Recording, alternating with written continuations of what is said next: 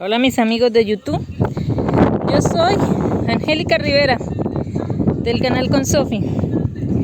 Mire, se ha hecho un poco de aseo, sembrado estas maticas y se arregló aquí esta parte del camino para que no ingrese la tierra al camino de piedras.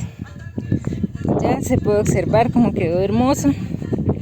He sembrado unas maticas ahí, vamos a ver cómo me va con ellas. Sí, miren ese camino, hermoso, me encanta. Y aquí ya quedó terminado, mire. Ay, sí, me encanta mi camino. Bueno, aquí tengo mi radio solar y vamos a ver lo que el maestro está trabajando hoy. El maestro está haciendo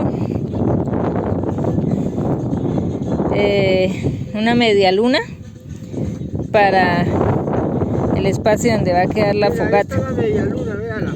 Ahí está, media luna. Entonces sí, vea cómo está quedando bien bonito, ya se aplanó un poco. Esto había una montaña acá gigante, estaba a esta altura. A esta altura estaba acá. Tocó sacarle todo eso para que quede ahí bien. Ya.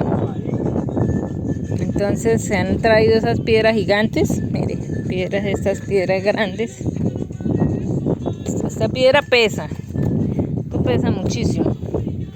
Entonces mire ahí. Se trajeron esas piedras. Pero ahí llegaron.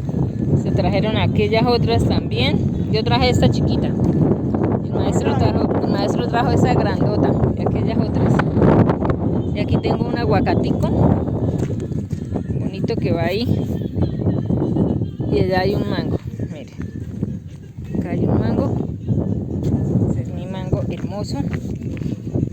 Y aquí va a quedar mi fogata con una media luna acá para uno sentarse en la noche cuando haga la fogata.